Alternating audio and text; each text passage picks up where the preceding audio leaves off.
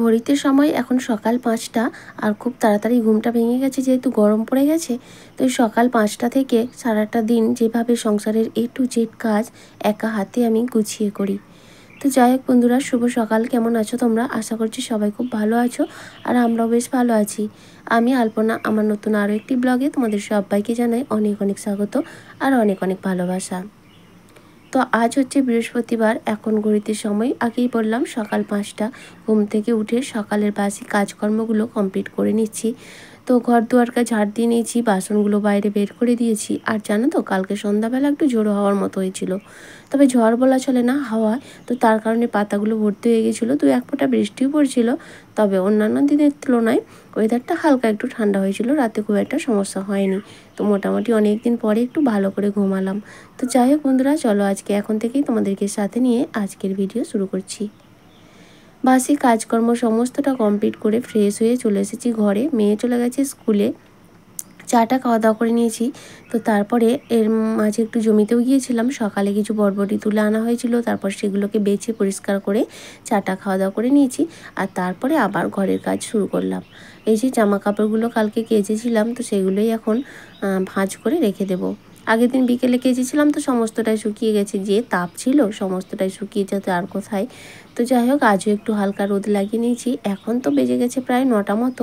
এতক্ষণ একটু রোদ লেগে গেছে, তারপরে জামা কাপড়গুলো গুছিয়ে আলমারিতে তুলে নেব।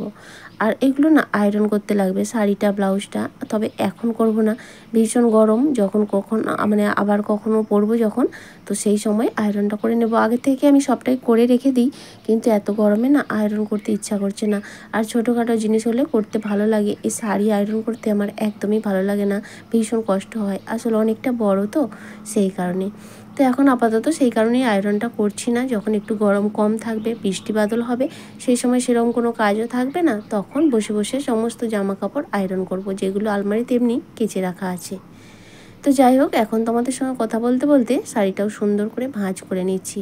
আর এইসব শাড়িগুলো না খুব ভালো লাগে, মানে পরলে দেখতে ভালো লাগে, কিন্তু এইসব শাড়ির যত্ন না করলে শাড়িগুলো আর ভালো থাকে না।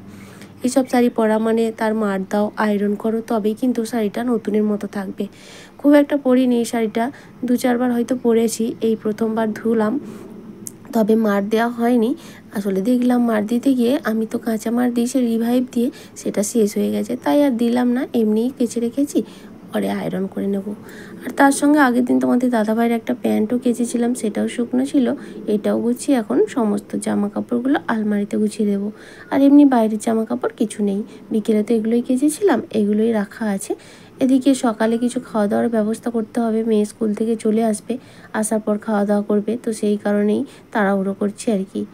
তো যা গরম পড়েছে, একটু সকাল সকাল রান্না করলে বেশ ভালোও লাগে। তো চলো জামা কাপড়গুলো এখন ঝটপট আলমারিতে গুছিয়ে নিই। আজকে সেরকম কোনো রান্না করব না, কারণ কি 3 বেলা তো মানে ভালো মন্দ খাওয়াই হয়েছে, রিচ খাওয়া হয়েছে। তো আগের দিন দুপুরে নিমন্ত্রণ ছিল, ঠাকুরের প্রসাদ, রাতে বউ ভাত, আবার তারপরের দিন ঠাকুরের প্রসাদ।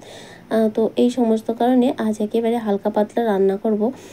তো বলতে পারো 3 দিন পরে, 3 দিন নয় মানে 3 বেলা পরে আর কি একটু রান্নাবান্না হবে। তো রাতে রান্না করেছিলাম গতকাল, সেটা ওই সেদ্ধ ভাত। তো আজকে রান্না করব, এখন ভাবছি খুব হালকার উপর দিয়ে, কারণ যে গরম পড়েছে এতে বেশি তেল মশলা খাওয়া একদমই ভালো নয়। তো যাই হোক, তারপরে এখন গ্যাসটা মুছে নিচ্ছি এই কারণে, সকালে আমরা ডিম টোস্ট করেছিলাম চা খাওয়ার সময়, তো সেই জন্য একটু পড়েছিল, তাই মুছে নিচ্ছি। তো মুছে তারপরে আবার রান্নাবান্না করব। সকালে তো একবার মুছে নেই, তারপরে যেহেতু খাবার দাবার রান্না হয়েছিল, চাটা হয়েছিল, একটু নোংরা পড়েছিল আর কি, তাই জন্য আর একবার মুছে নিচ্ছি। কারণ কি ওই নোংরার ওপর নোংরা জমতে থাকলে তখন একটু বেশিই হয়ে যায়, পরিষ্কার করতে একটু কষ্ট হয়। তারপরে চলে আসলাম ঘরে। এই বেডশিটটা রাতে তুলে দিয়েছিলাম, এখন আবার বিছিয়ে দিচ্ছি। সারাদিন এটার ওপর উপদ্রব হবে, তারপরে রাতে আবার এইটা তুলে দিয়ে ঘুমাবো। তাহলে কি হয়, মানে নোংরা থাকে না আর কি। যতই ঝাড়াঝাড়ি করি তবুও যেন একটু নোংরা থাকে সারাদিন এই বেডশিটের মধ্যে। মেয়ে উঠে, আমরা সবাই একটু ঘুমাই, এই সমস্ত কিছু আর কি, সেই কারণে এই ব্যবস্থাটা করেছি। 2টো বেডশিট বিছিয়ে রাখি, ওপরেরটা রাতে তুলে দিই, আবার সকালে বিছিয়ে দিই। তো যাই হোক, চলো বেডশিটটা সুন্দর করে টান টান করে বিছিয়ে নিলাম। আর আমার এক দিদিভাই কমেন্ট করে বলেছে, দিদিভাই রোজ রোজ না হাউস ক্লিনিং দেখতে ভালো লাগে না। হ্যাঁ গো, আমিও জানি প্রত্যেক দিন ভালো লাগে না, তবে কি বলো তো, আমাদের তো হাউসওয়াইফদের, আমরা তো আর বাইরে সেভাবে কোথাও যাই না, আর ওই সংসারের কাজকর্ম নিয়েই থাকি। যেগুলো রোজ করি সেগুলোই তোমাদের সঙ্গে শেয়ার করি। ঘুরিয়ে ফিরিয়ে চেষ্টা করি কি আর নতুনত্ব দেখাবো। যদি কোনো আইডিয়া থাকে অবশ্যই কমেন্ট করে বলো তো, তাহলে আমাদের খুব হেল্প হয়। তারপরে দেখো মেয়ে চলে এসেছে। মেয়ে বললো আমাকেও ডিম দিয়ে পাউরুটি ভেজে দাও, তো ওকেও করে দিলাম। আর তারপরে চলে আসলাম রান্না করতে। ভাতটা আগেই করে নিয়েছি, সকালের খাওয়া দাওয়া করে নিয়েছি। খাওয়া দাওয়া করতে করতে ভাতটা হয়ে গেছে। আর আজকে রান্না করবো একটু পটল ভাজা। পটল তো মেয়ে খায় না, ওই তোমাদের দাদাভাই আর আমার জন্য। ও খুব একটা পটল পছন্দ করে না, তাই 2 পিস পটল ভেজে নিচ্ছি। তো আগের থেকে লবণ মাখিয়ে রেখেছিলাম পটলটায়।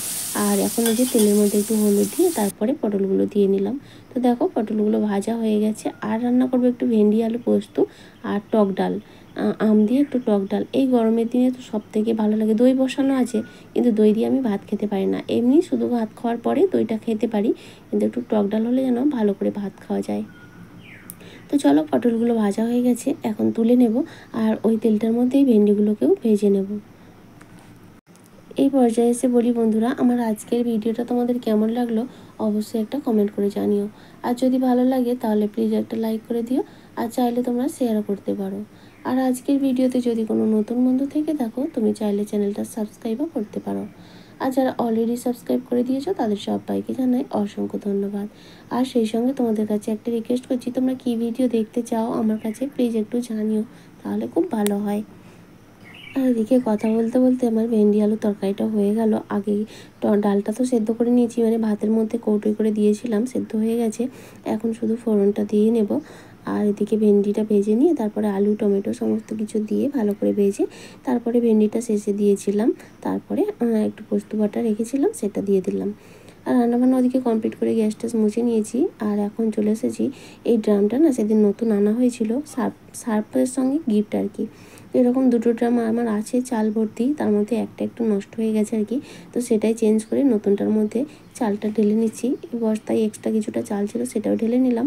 আর এই যে ড্রামটা বাদ দেবো সেই ড্রামের মধ্যেও কিছুটা চাল রয়েছে, এখন এই একটা ড্রামের মধ্যে করে দেবো।